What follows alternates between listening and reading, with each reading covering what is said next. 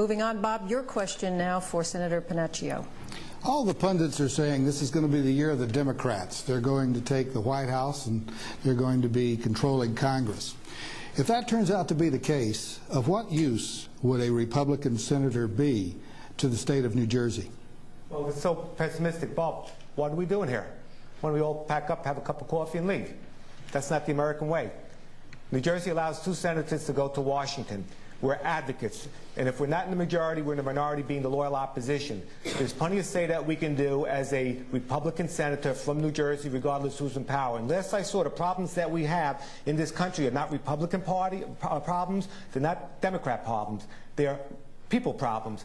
I'm going to Washington with the idea that I can work with both Republicans and Democrats, regardless whether we're in the majority, which I plan on being, or the minority, and get things done.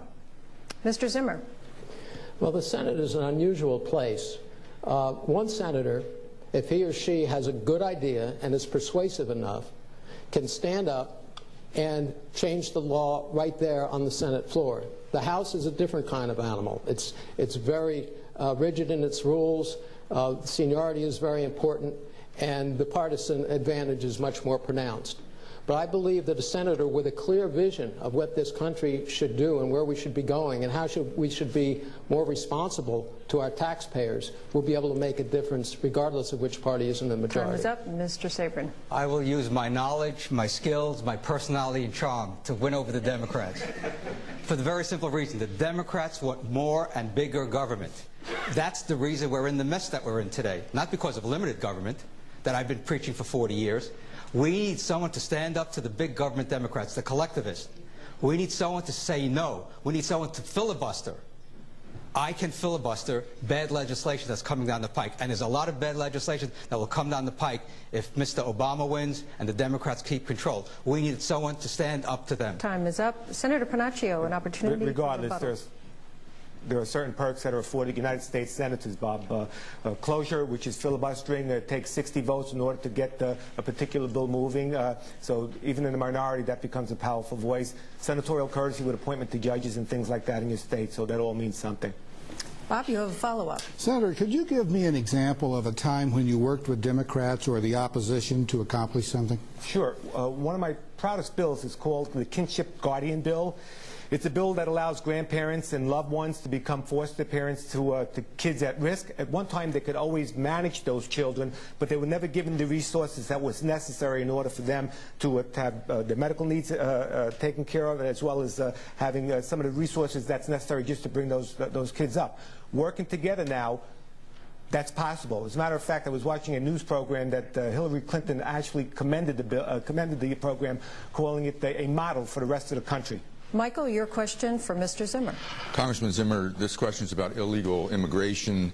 All three of you are for building fences on the borders and cracking down going forward, but it's less clear what each of you would do with the 12 million or so immigrants here illegally already, some of them for many years. Your website says that you oppose amnesty for those who broke our laws to come to this country.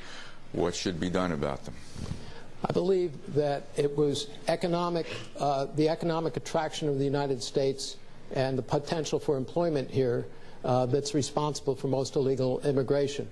If we institute reliable employee identification and serious sanctions against employers who hire illegal immigrants, the force of that magnet will be considerably reduced. And those who came here for the employment will return voluntarily, as many have during this economic downturn. So I don't believe that it's necessary to engage in a wide-scale effort of any other sort. Of course, if anyone who is illegally here is arrested for a crime, I think we should deport them as soon as we possibly can, rather than housing them, as is in the current case, at great expense in our own prisons. Mr. Sabrin. I think we generally agree on the issue. There's not too much disagreement. Birthright citizenship is creating a humanitarian crisis in America because women are coming here, giving birth, babies are U.S. citizens by law, and the parents may be deported in the future. That's a crisis of immense proportion. We need to get rid of birthright citizenship. That will reduce the attractiveness of coming to America illegally. And we should not ask, but order people to go back home, get in line, like other people have done, and follow the procedure to come to America. We should empower the states to do something about illegal immigration as well. Senator Pennacchio.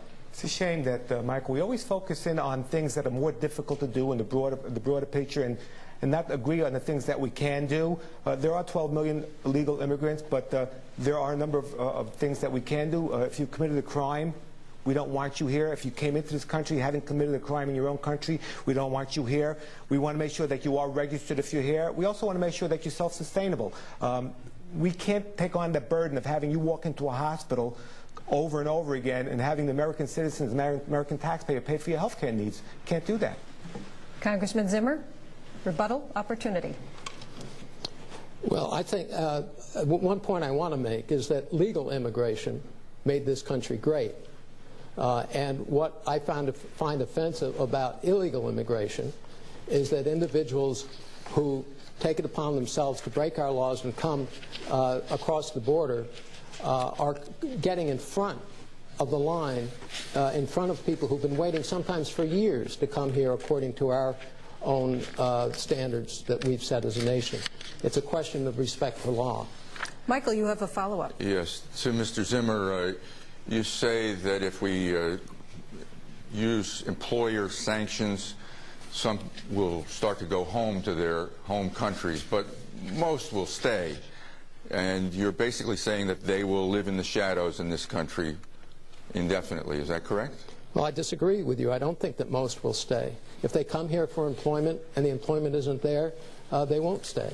There's also the benefits from public services, which I think, except for emergency services and other rare exceptions, should not be used or should be diminished in order to reduce the attraction of staying here. But frankly, I do not believe that if the jobs are properly policed, that the people who come here for those jobs will stay.